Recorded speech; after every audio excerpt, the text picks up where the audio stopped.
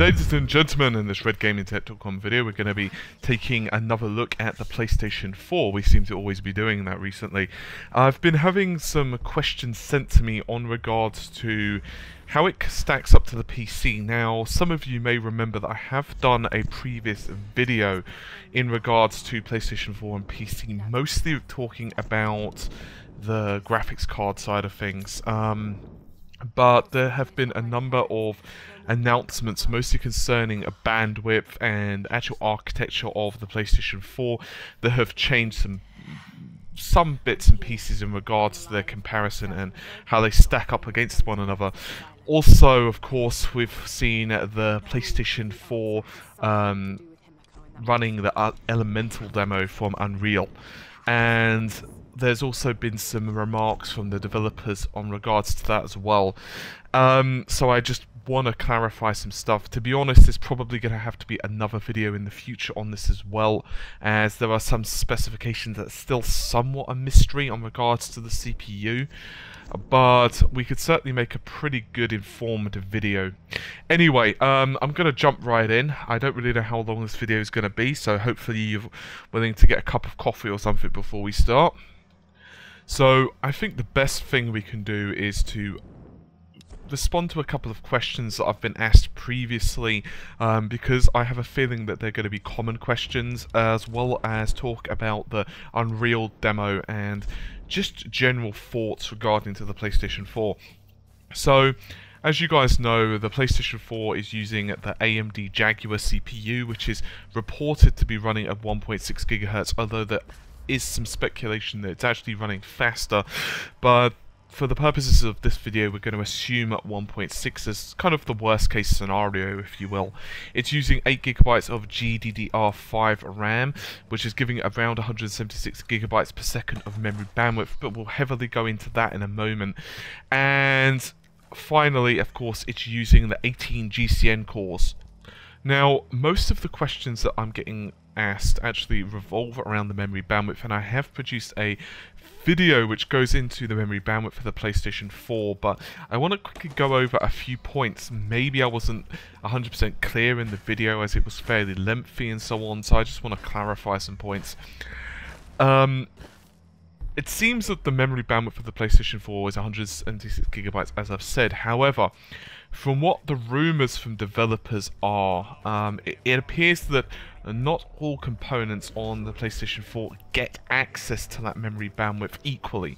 So in other words, let's say that you are the CPU, it doesn't seem that that bandwidth is 176 GB. Now, the research that I've been doing indicates that the CPU, for example, is being constrained with the memory bandwidth. Now, it's 20 GB per second, which is quite a substantial drop-off from the 176. Indeed, it's just under, well, it's just quite a lot less. But what the main thing is that this is actually less than Ivy Bridge. Now, Ivy Bridge, of course, is one of Intel's current flagship ranges of CPUs. However, it will be a little bit outdated, not massively outdated, but a little bit outdated when Haswell's come out. However, as it turns out, Ivy Bridge has a data flow that's actually higher than this, despite the fact it's using DDR3 RAM. Now, I know that may be confusing to some of you, so I'm just going to quickly go over the point real brief. It basically is, from what I can see, that the PlayStation 4 is dividing this bandwidth as 176 GB. I'm not saying that they're doing it wrong, I'm just merely saying that this is from what developers have been commenting and so on right now, that the PlayStation 4 is dividing this gargantuan amount of bandwidth up, and it appears that the CPU is getting around 20 GB per second of this. That's, once again, around 1/3, or should I say, well, yeah, 1/3 less than Ivy Bridge. So even though Ivy Bridge and PCs right now are only using DDR3, the PC's getting pretty much 30 GB per second. Now, why is it that the PlayStation 4 does have this memory? And I know it can be a bit confusing, you know, why does why does it need this? And it's very simple. It's actually mostly primarily to do with the graphics card. Now, the graphics card is on the same die, so in other words, on the same piece of silicon effectively as the CPU, which is the Jaguar, of course, as well. And these graphics cards, also known as the GCN cores, work on an APU, which is Accelerated Processing Unit. Now, how it basically works is that they are tied together using a memory controller, once again on the same die, and can access the shared RAM.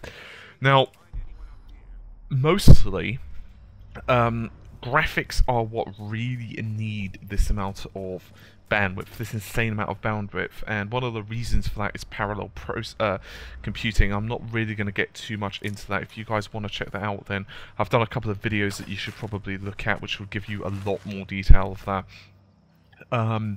But this parallel computing and the graphics card in general basically scream for memory. A lot of them are memory bandwidth starved, and I'll give you a really quick example. Back in the days of GeForce 1 and 2, one of the primary things that hurt these cards was actually memory bandwidth, and indeed clocking the memory would give a much higher performance gain than overclocking the core. There are other examples as well, but those two just immediately spring to mind. So anyway, as I was saying, memory bandwidth is extremely important. Now, how does this compare to PC architecture? Well, if you were to take, say, the GTX 680, which is available, of course, for the PC, and it's from the video, you'll notice that it does actually have GDDR5 RAM on it. Indeed, most of them have a memory bandwidth just under 200 gigabytes per second.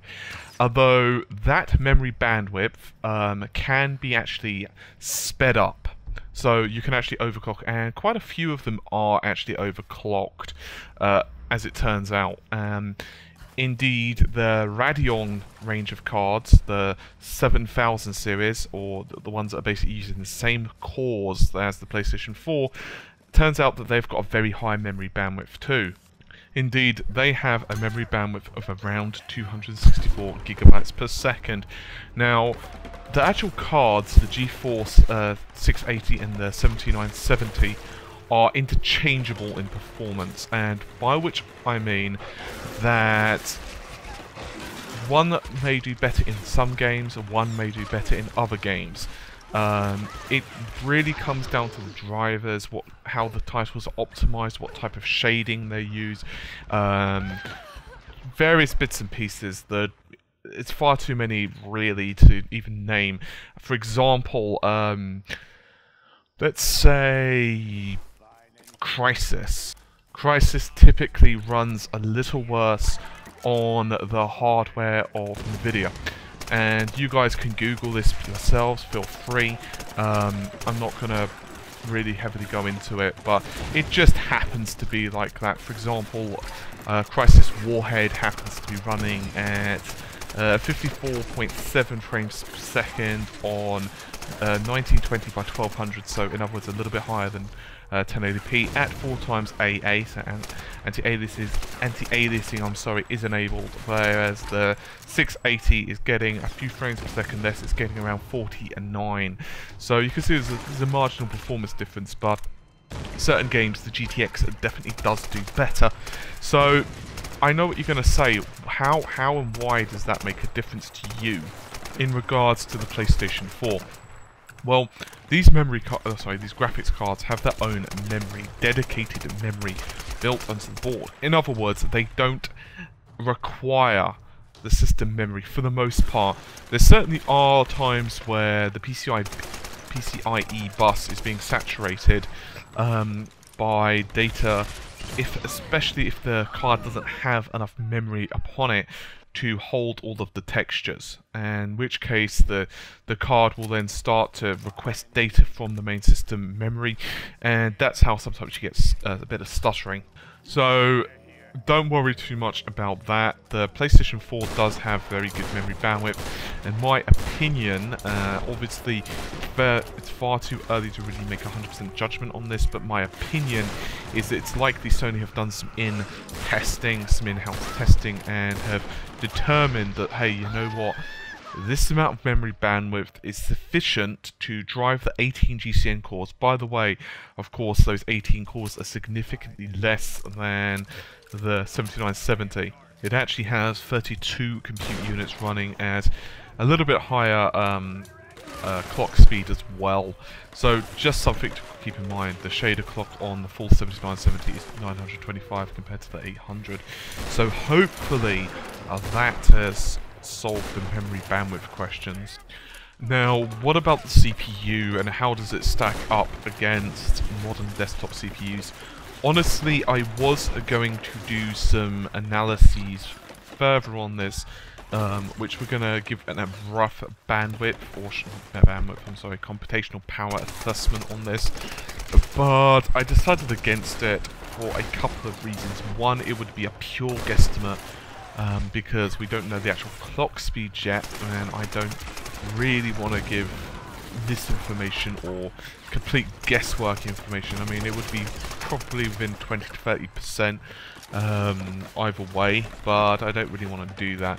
The second reason is that it's not really a fair comparison anyway in this regard, but I'm going to very quickly go over it in terms of the CPU, because I don't really want to kind of hark on too much about the CPU side of things. Instead, I want to get more onto the tech demos and so on.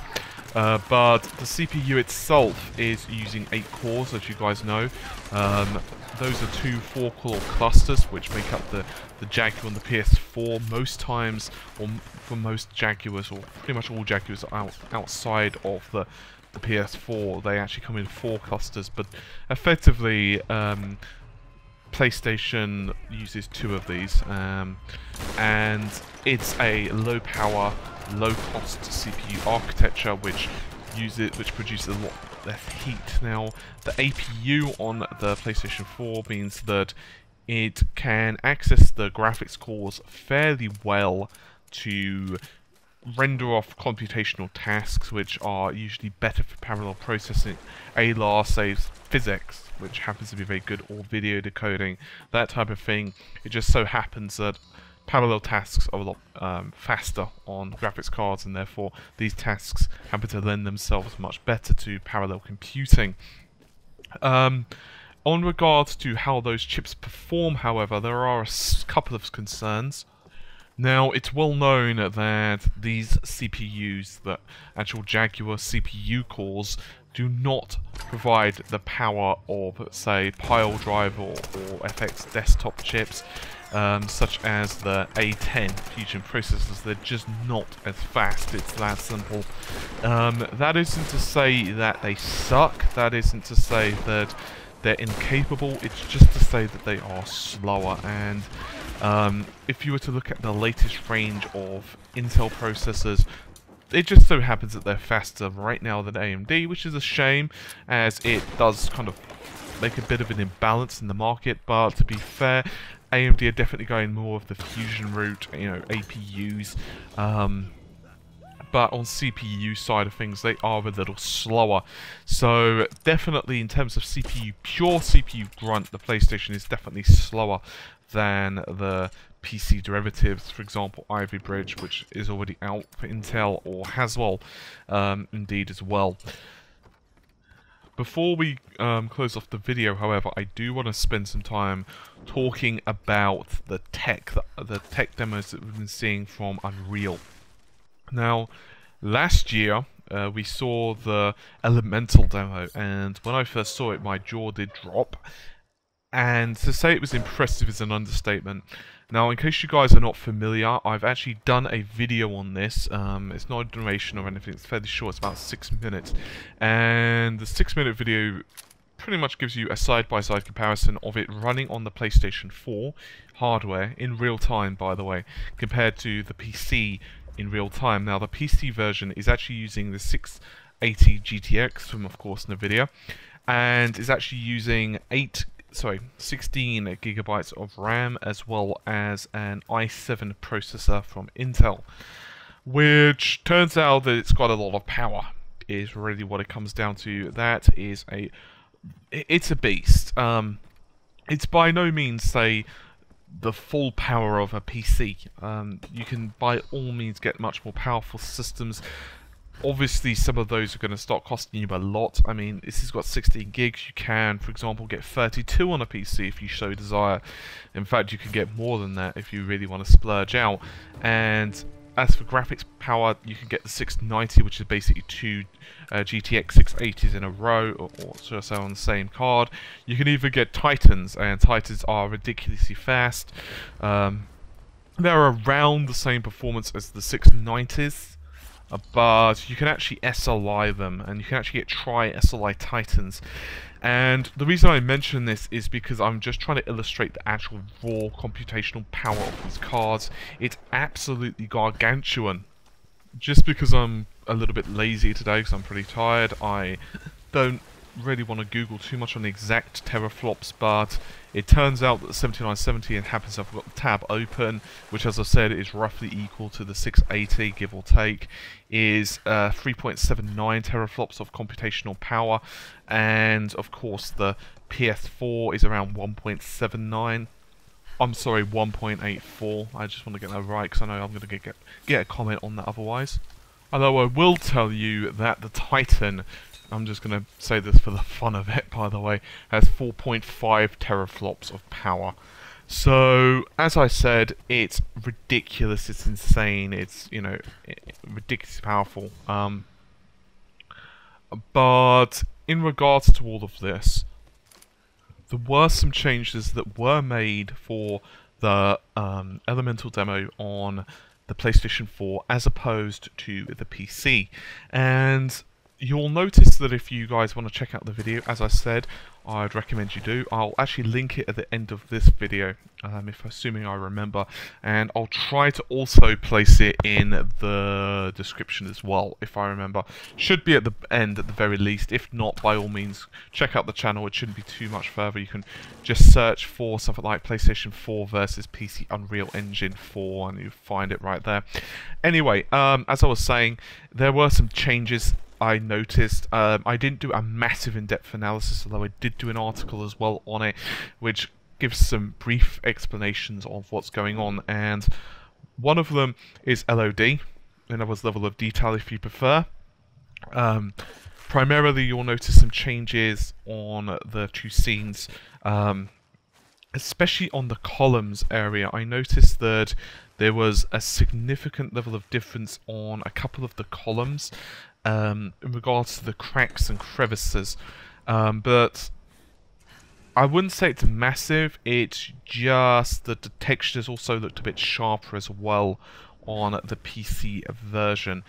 But the biggest thing that most people have commented on the video, and indeed have messaged me as well as put on my redgamingtech.com Facebook, is that the lighting is really different, and indeed it is. They are actually using a completely different lighting model for this, and that would be SVOGT was used on the PC, and I'll quickly go over that because you might not be familiar with it. SVOGT stands for Sparse Voxel Octree Global Illumination. And I'm just going to read you a quick quote from the internet that I think could summarize it a lot quicker than I could. The technique known as SVOGI, Sparse Voxel Octree Global Illumination, and they wonder why they give it an acronym, was developed by Andrew Epic. UE4 maintains real-time Octree data structure encoding a multiple resolution record of all visible direct light emitters in the scene, which is represented as directionally colored voxels. That Octree is maintained by voxelizing any parts of the scene that change and using traditional sets of direct lighting techniques such as shadow buffers to capture the first bounce lighting. Performing a cone trace through this Octree data structure, given the starting point, the direction and the angle, yields approximation of the light incidence along the path. Now I could continue with that, but I'm just going to skip to a note of it. And if the above sequence seems alien to you, it's because it is. Global illumination requires a totally different lighting pipeline. In a traditional game, all direct lighting, light that is bounced from surfaces, so in other words, you know, walls and so on, is calculated in advance and stored in textures called light maps. Light maps give game levels a GI look, but since they are pre-captured, only works on static objects in Unreal 4 engine.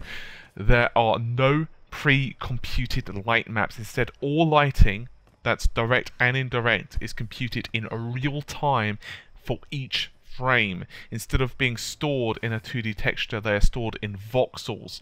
A voxel, by the way, is a pixel in 3 dimension, and that has volume, and that hence it's got voxel, you know, pixel with volume, voxel. Okay, and these voxels are organized in a tree-like structure to make them efficient to locate. When a pixel is rendered, it effectively asks the voxel tree which voxel is visible to me. So that's a simple one, right? Perspective and all. So based upon this information, it determines the amount of indirect light, or in this case global illumination, it receives. So in other words, I'll just quickly summarize that.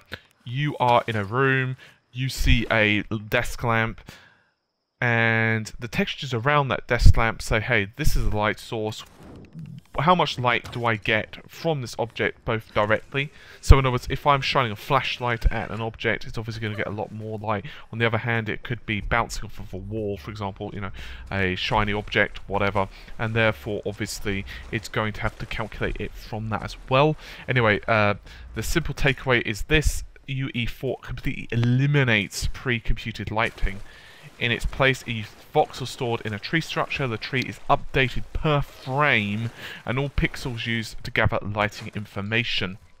Now, the difference between this and the PlayStation 4 version is the PlayStation 4 version is not using this technology. Indeed, they are using a variant that's been around for a while in, say, Mass Effect and so on. However, there have been some significant improvements since the last iteration of the technology. And I'll quickly read you a quote from this as well, just because. SVOGI was our prototype GI system from which we used Elemental last year. In our targets, given that we've announced hardware from Sony, that's where we're going to be using a light mass as our global illumination. So in other words, they've obviously known what technology Sony have provided, and they've gone from there. And so they're going to be using light mass as global illumination solution instead of SVOGI. And we took advantage of the fact that we'd already written a distributed computational system for rendering it all, and we can add our features and refine as needed. There's been a really powerful tool for us to evolve our ability to render our scenes and pre-compute or recompute anything we want. And that is why we are seeing some differences in the lighting levels between the two versions. It's worth noting, of course, that this technology is still evolving, and by this technology I'm talking about both forms. Because SV, I'm just going to call it that for shorthand, is still being worked on, and obviously various iterations of Unreal. Certainly there was 3.5, for example, of Unreal Tech, and I have no doubt that the same is going to be said for 4.5 and so on. Who knows, we might see 4.1, 4.2, 4.3, depending upon the game. And that's why, of course, we continue to see better graphics and so on in our games, because they keep refining it and they're making improvements and better understanding the ways to improve the code and rendering times and everything else that you may expect or may not expect. So yeah, that's why some of the scenes on the PlayStation version do look noticeably darker. It's quite simply that the lighting's different. Now, some of it actually, I think, did look slightly nicer on the PlayStation scene. I think maybe they went a little bit over the top on the lighting of the PC version, but I think it was more to kind of show an effect rather than actually this is exactly what it's going to look like and, you know, woohoo. But it's obvious that the PS4 version is going to have somewhat limitations. I doubt we're going to be seeing SV on Xbox 360. Even if it matches the same kind of hardware requirements, it would require significantly more. My gut feeling is that if we were to see a new game released right now, if I was to somehow manage to fast forward, let's say 3 years into the future, but let's assume that the PlayStation 4 is out, and I've got the PlayStation 4 sat on my desk, and I've also got my gaming PC sat on my desk, that if I was to show you guys the graphics options of Killerfon 3000, I honestly don't know why I keep using that made-up name, but whatever, that, you wait, just someone will, if you know, someone will create a game called Killerfon 3000, and then I can actually feel vindicated with the name usage. But how it basically, I think, will happen is that we'll get different options for these global eliminations, because certain graphics cards, certain technologies simply won't be able to run it. It's kind of that simple. And that's mostly because as PC games are created, obviously not everyone has GeForce GTX 680s, not everyone has a Titan, and not everyone has NVIDIA. For example, one of my friends has a GTX 460, and it actually plays most games fine. Even in 1080p or 720p, he just has to turn down the details a little bit. I have another friend who's going to be upgrading her system soon, and she's using a Radeon 48 something. I don't remember the exact model number, if I'm totally honest. But what I'm basically saying is that if you're willing to sacrifice some details, most PCs will play your stuff fine, which, you know, great and fantastic and all. But obviously they need those graphics options in to be able to offer it. So I wouldn't be surprised if we can see the Xbox version, Xbox slash, well, possibly Xbox, but definitely the PlayStation version of this lighting technique, because I have a feeling it will absolutely batter the CPU slash GPU, and who knows what it's actually going to be like when it's rendering something actually in-game. Right now, obviously, this is future-proof this is future technology, so there you have it. What else was it I wanted to discuss? I know there was one other point. Yeah, I remember now. It was absolute... Yes, I did have to pause it for a couple of moments while I remembered. It was actually to do with resolution, and if I thought that the PlayStation 4 was going to support more than 4K. Honestly, I doubt it for games, because I don't think it's going to have the GPU power to support this or multiple monitors. To give you an idea of just how much power that requires, even most gaming systems on PC, once you start to add a second monitor in there, it really starts to push the card up to a point where it starts struggling. Even high-end cards like Titan on certain games on like dual and triple monitors start to squirm, especially if you add anti-aliasing in there. That's not to say they can't, but most gamers, a lot of gamers who do the dual or triple monitor gaming thing, especially the free monitors, they have very powerful cards, like say the GTX 690 or the Radeon 7990, which obviously have a lot more get up and go in them than, well, the PlayStation 4 GPU. But that's okay. Remember though that the PlayStation 4 is a closed architecture, and therefore they're going to have a lot more flexibility to be able to push it. And however, is looking very good for the PS4. They have not gotten the Infiltrator demo up and running yet on the PS4. However, they are fairly confident that they will indeed be getting the Infiltrator demo running on the PlayStation 4, but they've not done so yet, from my reading of various interviews and so on. Anyway, I think that gives you a overview of the architecture on the PlayStation 4 and answers the questions that some of you may have had. So yeah, anyway, I'm gonna call this video, and I've actually done one under 30 minutes for a while. Wow, I don't think that's happened in a couple of videos. Anyway, hopefully you guys have enjoyed it, and I'll see you soon. Take care, and bye for now.